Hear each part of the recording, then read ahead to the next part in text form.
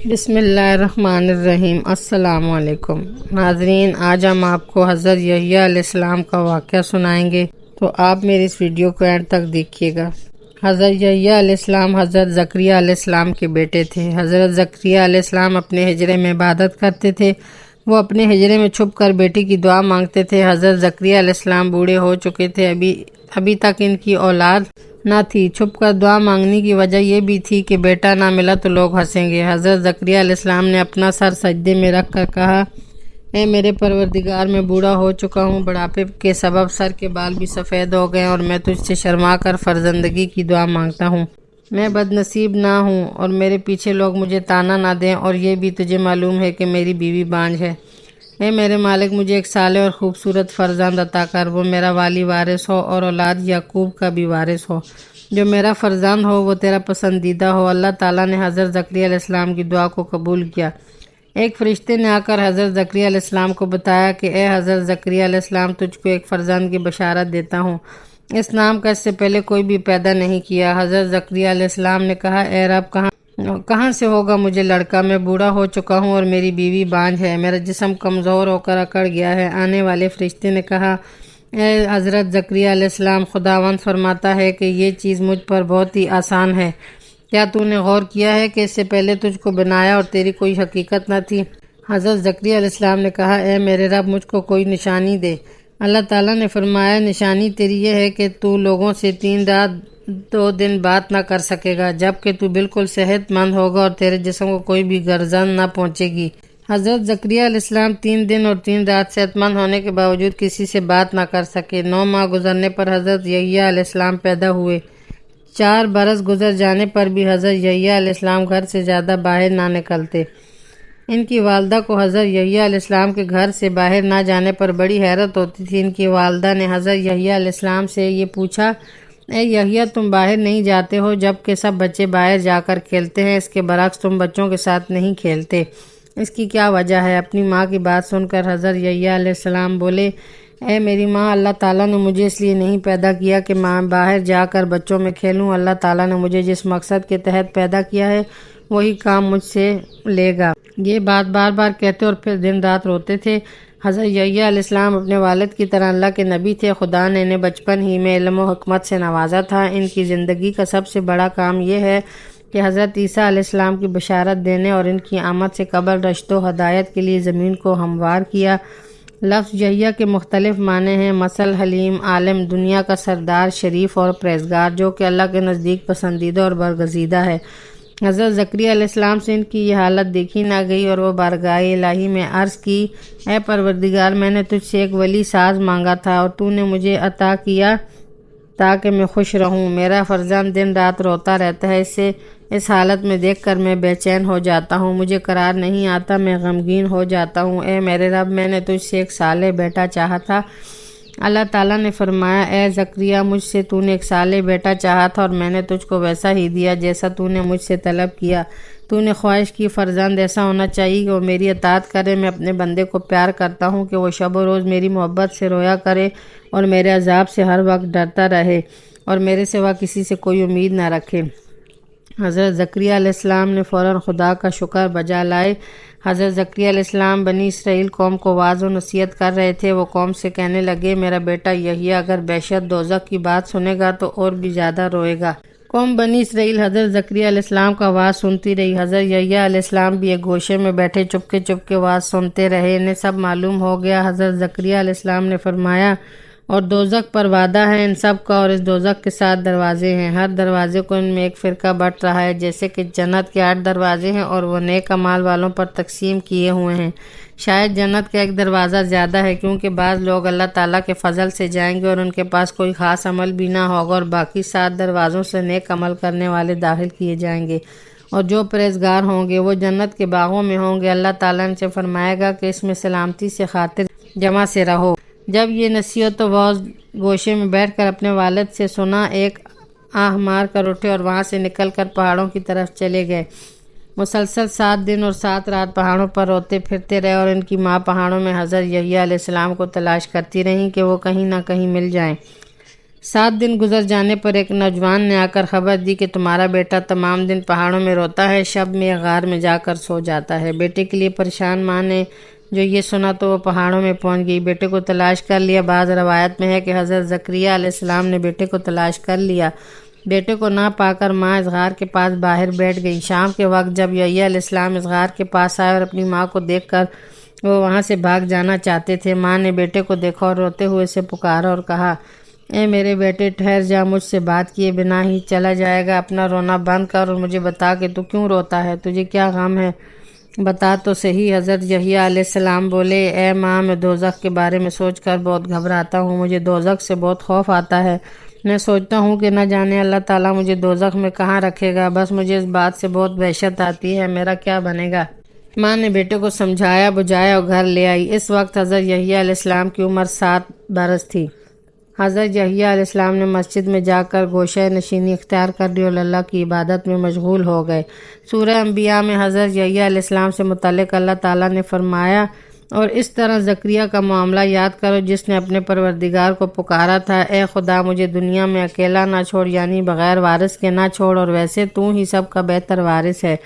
ہم نے اس کی پکار سن لی اور ایک فرزند یحییٰ عطا فرمایا اور اس کی بیوی کو اس کے لیے تندرست کر دیا۔ یہ تمام لوگ نیکی کی راہوں میں سرگرم تھے، ہمارے فضل سے امید لگائے ہوئے، ہمارے جلال سے ڈرتے ہوئے یہ دعا مانگتے تھے اور ہمارے آگے عاجزی کمزوری سے جھکتے تھے۔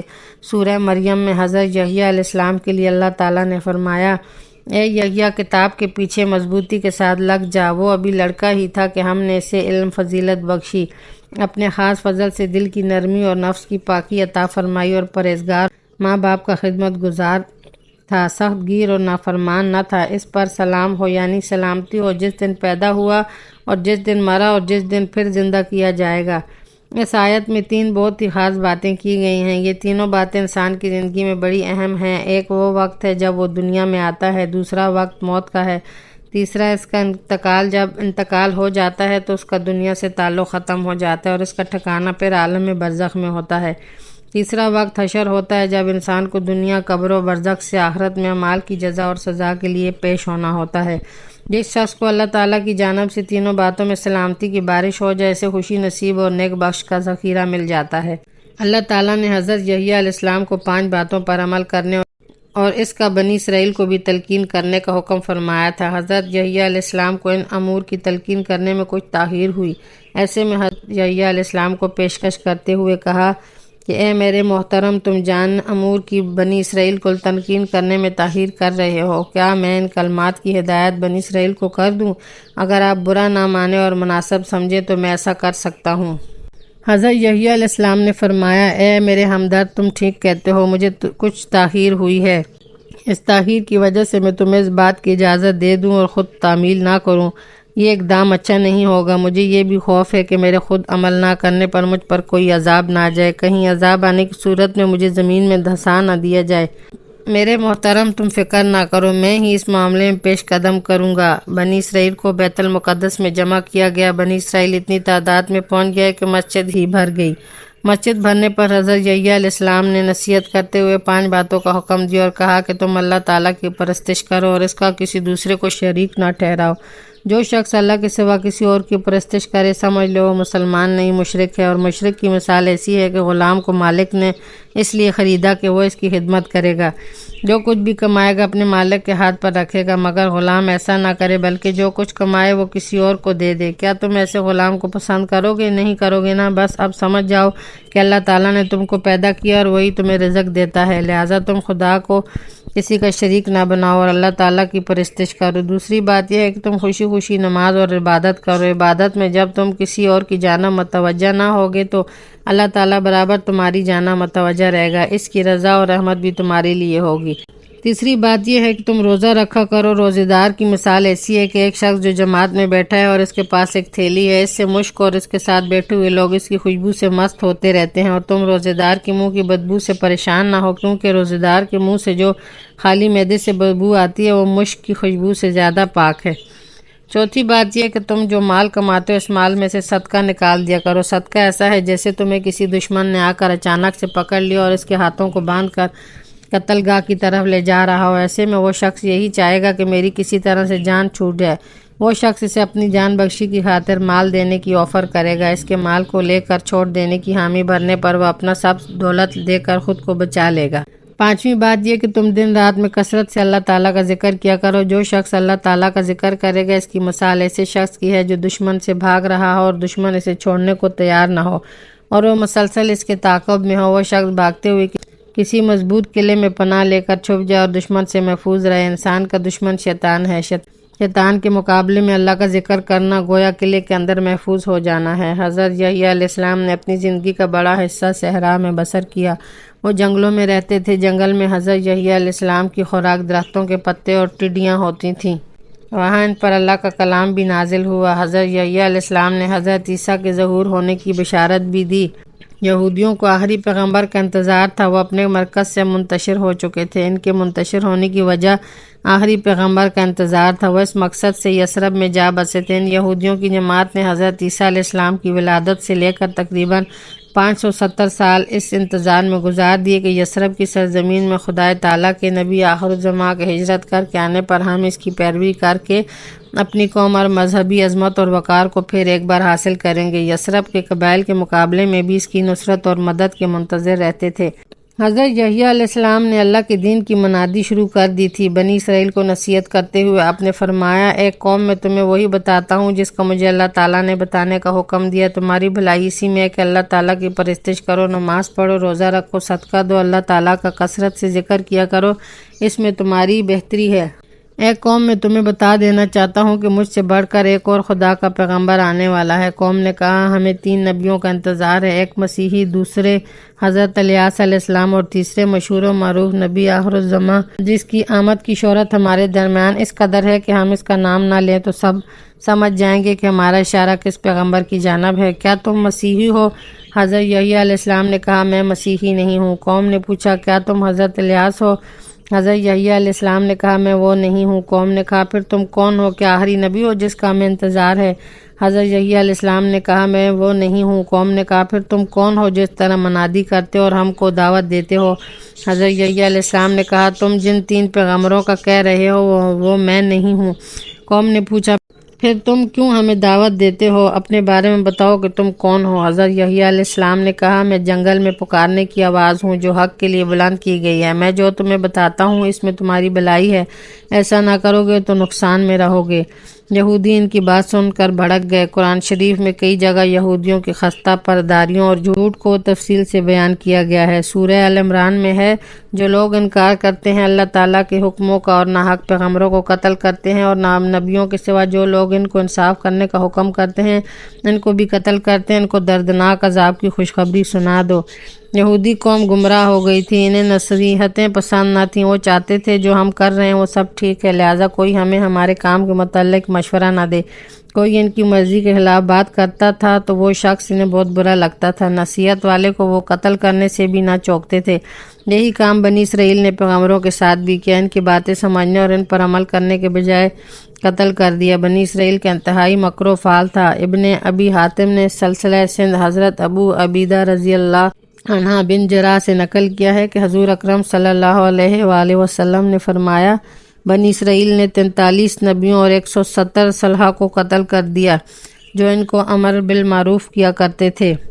حضرت یحییٰ علیہ السلام سے کچھ عرصہ بیشتر یہودیوں میں ایک تحریک اٹھی تھی۔ یہ لوگ بڑے مواحد تھے اور ایک اللہ کی بندگی اور عبادت کرنے کی نصیحت کرتے تھے، غیر اللہ کی عبادت سے منع کرتے تھے۔ یہ تحریک اچھے مقاصد کے تحت چلی، پھر یہ ایک تحریک زوال کا شکار ہو کر ختم ہو گئی۔ اس تحریک کی جگہ خالص دنیا پرستی اور ظاہرداری نے لے لی تھی۔ ان کے درمیان پھوٹ پڑ چکی تھی اور پھوٹ کا یہ نتیجہ نکلا تھا کہ انہوں نے فاتح یمن کو فلسطین آنے کی دعوت دے دی۔ اس نے 23 قبل مسیح میں ایک ملک پر حملہ آور ہو کر یمنی بیت المقدس پر قبضہ کر لیا۔ یہودیوں کی جو آزادی تھی اس کا خاتمہ ہوا۔ رومی فاتحین کی پالیسی یہ تھی کہ وہ جن علاقوں کو ختم کرتے ان پر اپنا کنٹرول اس طرح رکھتے کہ مقامی لوگ میں سے کسی کو حکومت دے کر اپنا کام نکال لیتے۔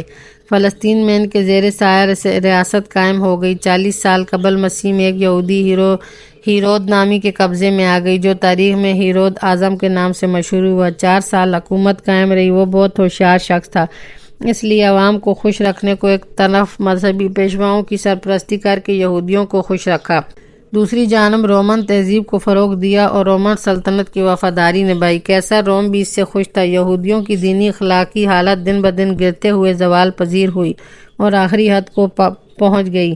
ہیرود کا انتقال ہو جانے پر اس کی ریاست 3 حصوں میں تقسیم ہو گئی۔ ادومیہ کا فرمان رواں ہوا، مگر سن 6 میں قیصر آکٹس نے اسے حکومت سے معزول کر کے اس کی ریاست اپنے گورنر کے ماتحت کر دی۔ سن 41 تک یہ انتظام بدستور قائم تھا۔ اس زمانے میں حضرت عیسیٰ بنی اسرائیل کی اصلاح کرنا چاہتے تھے۔ یہودیوں کو ان کا نصیحت کرنا پسند نہ آیا۔ یہودیوں کی تمام پیشوا حضرت عیسیٰ علیہ السلام کے خلاف متحد ہو گئے اور ان کی بھرپور کوشش یہ تھی کہ کسی طرح حضرت عیسیٰ علیہ السلام کو سزائے موت دلوا دیں۔ ان یہودیوں کے تمام پیشواؤں نے رومن گورنر پلاطس سے انہیں سزائے موت دلانے کی بھرپور کوشش کی۔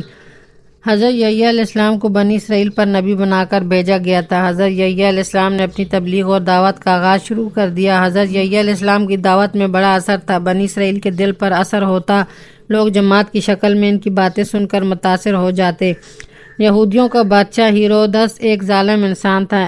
اس میں وہ سب باتیں موجود تھیں جو ایک بدکار شخص میں ہوتی ہیں۔ بنی اسرائیل قوم کی طرح بادشاہ ہیرودس یہ چاہتا تھا کہ وہ جو کہتا ہے لوگ اس کی بات کو آنکھ بند کر کے مان لیں، اس کی کسی بات کی مخالفت نہ کریں۔ حضرت یحییٰ علیہ السلام نے جب اپنی تبلیغ کا آغاز کیا، قوم کو ان کی مخالفت اچھی لگی۔ ان باتوں پر عمل کر کے ایک اچھا معاشرہ تشکیل پا سکتا تھا۔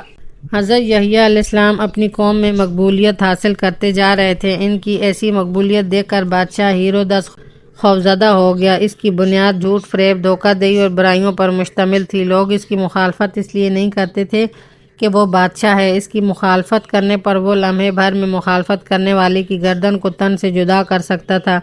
یہ خوف ہی تھا کہ ان لوگوں کی زبانیں بند تھیں۔ بادشاہ ہیرودس نے سوچا کہ حضرت یحییٰ علیہ السلام عوام میں اس طرح مقبول ہوتے رہے تو ایک دن آئے گا کہ لوگ اس کے خلاف اٹھ کھڑے ہوں گے اور اس کی حکومت جاتی رہے گی اور میری جگہ حضرت یحییٰ علیہ السلام تخت پر بیٹھا ہوگا۔ اسے حضرت یحییٰ علیہ السلام کو دعوت تبلیغ سے روکنے کا کوئی جواز نہیں مل رہا تھا۔ حضرت یحییٰ علیہ السلام اپنے لیے کچھ بھی نہ کہتے تھے۔ وہ بنی اسرائیل قوم کو اچھی باتوں کی طرف راغب کیا کرتے تھے۔ اچھی باتوں پر راغب کرنا بغاوت کے زمرے میں نہیں آتا تھا، اس لیے وہ خاموش تھا۔ بنی اسرائیل قوم کے لوگ حضرت یحییٰ کی باتوں کو سن کر ان پر عمل کرنے لگے تھے۔ حضرت یحییٰ جہاں جاتے جماعت کی بڑی تعداد ان پر نثار ہو جاتی تھی۔ حضرت یحییٰ علیہ السلام اپنی قوم کو نصیحت کرنے سے پہلے خود اس پر عمل کرتے اور پھر قوم کو اس بات کی تلقین کرتے تھے، اس لیے حضرت یحییٰ علیہ السلام کی بات لوگوں کے دلوں پر اثر کر جاتی تھی۔ بادشاہ ہیرودس کا ایک سوتیلا بھائی تھا، اس کا انتقال ہو گیا۔ اس کی بیوی بہت حسین تھی، وہ اس کی باوج بھی تھی اور اس کی علامتی بھتیجی بھی تھی۔ عقد اسرائیلی ملت میں تھا کہ کوئی اپنی بھتیجی سے شادی نہیں کر سکتا تھا، مگر بادشاہ ہیرودس نے یہ جانتے ہوئے بھی کہ یہ نکاح نہیں ہو سکتا، پھر اس نے اپنی بھاوج اور بھتیجی سے نکاح کر لیا۔ یہ غلط کام کر کے بھی وہ یہ چاہتا تھا کہ اس کے عمل کو اچھا جانا جائے، کوئی اس پر تنقید نہ کرے۔ حضرت یحییٰ علیہ السلام نے بادشاہ کے دربار میں اس کام پر ملامت کی اور اسے ڈرایا کہ تم نے جو یہ کام کیا شرعی لحاظ سے غلط ہے، تمہاری اس بات پر سخت پکڑ ہوگی۔ بادشاہ ڈر گیا، اس نے دل میں سوچا کہ واقعی میں نے جذبات میں آ کر ایک غلط کام کر دیا، یہ کام مجھے نہیں کرنا چاہیے تھا۔ بادشاہ کی محبوبہ کو حضرت یحییٰ کی باتیں بہت بری لگی تھیں، اس لیے اس نے بادشاہ کو اکسایا کہ وہ حضرت یحییٰ علیہ السلام کو ان باتوں پر سزا دے اور سزا کے طور پر حضرت یحییٰ علیہ السلام کا سر تن سے جدا کر دے۔ بادشاہ اس کام کے لیے ہچکچا رہا تھا کہ اس نے یہ غلط کام کیا ہے۔ دوسرا، حضرت یحییٰ علیہ السلام کی مقبولیت عوام میں تھی، خطرہ تھا کہ کہیں اس عمل پر عوام بادشاہ کے خلاف نہ ہو جائے، مگر محبوبہ کی ضد تھی کہ حضرت یحییٰ علیہ السلام کا سر تن سے جدا کر دو۔ اسے محبوبہ کو خوش کرنے کی خاطر ایسا کرنا پڑ گیا۔ بادشاہ نے حضرت یحییٰ علیہ السلام کو شہید کر کے ان کا سر اپنی محبوبہ کے پاس تشت میں رکھ کر بھیج دیا۔ حضرت یحییٰ علیہ السلام عوام میں مقبول تھے، مگر بنی اسرائیل میں سے کسی کو یہ جرأت نہ ہو سکی کہ وہ بادشاہ ہیرودس کو اس غلط کام پر روکتا یا برا بھلا کہتا۔ اس کے برعکس ایک جماعت نے اس کے ملعون عمل کو بہت اچھا قرار دے دیا۔ ایک روایت یہ بھی ملتی ہے کہ دمشق کے بادشاہ حداد بن حداد نے اپنی بیوی کو 3 طلاقیں دے دی تھیں۔ اس کی بیوی اس پر حرام ہو چکی، مگر وہ یہ چاہتا تھا کہ اپنی بیوی کو طلاق دینے کے باوجود اسے واپس بیوی بنا لے۔ اس غرض سے بادشاہ نے حضرت یحییٰ علیہ السلام کو اپنے پاس بلایا اور حضرت یحییٰ علیہ السلام سے فتویٰ طلب کیا۔ حضرت یحییٰ علیہ السلام نے فرمایا، تم اپنی بیوی کو 3 طلاقیں دے چکے ہو، اس لیے اب یہ تمہاری بیوی تم پر حرام ہو چکی ہے۔ بادشاہ کی مرضی کا فتویٰ نہ آنے پر ملکہ کو شدید غصہ آ گیا اور وہ حضرت یحییٰ علیہ السلام کو قتل کرانے کے در پہ ہو گئیں۔ اس نے بادشاہ سے حضرت یحییٰ علیہ السلام کے قتل کرنے کی اجازت حاصل کر لی۔ بادشاہ کو منظوری دینی پڑ گئی۔ حضرت یحییٰ علیہ السلام مسجد میں عبادت کرنے میں مشغول تھے کہ انہیں قتل کرا دیا گیا اور ایک تشت میں ان کا سر مبارک سامنے منگوایا، مگر سر اس حالت میں بھی یہی کہہ رہا تھا کہ تو بادشاہ کے لیے حلال نہیں، حرام ہے، جب تک دوسرا کوئی شادی نہ کر لے۔ اور اس حالت میں خدا کا عذاب آ گیا اور وہ عورت سر سمیت زمین میں گھس گئی۔ بنی اسرائیل نے اپنی نفرت کا اظہار کیا۔ حضرت یحییٰ علیہ السلام کو شہید کر دیا گیا۔ بنی اسرائیل نے اپنے ہاتھوں سے اپنی تباہی اور بربادی کا بیج بو دیا تھا۔ چند روز گزرنے پر بادشاہ اپنی تمام قوم کے ساتھ غضب الہی سے واصل جہنم ہو گیا۔ تو ناظرین، یہ تھی ہماری آج کی ویڈیو۔ مجھے امید ہے کہ آپ کو پسند آئی ہوگی۔ تو میری ویڈیو آپ کو اچھی لگے تو اسے لائک، شیئر، سبسکرائب ضرور کریں تاکہ میری مزید آنے والی نیو ویڈیو آپ تک پہنچ سکیں۔ اللہ حافظ۔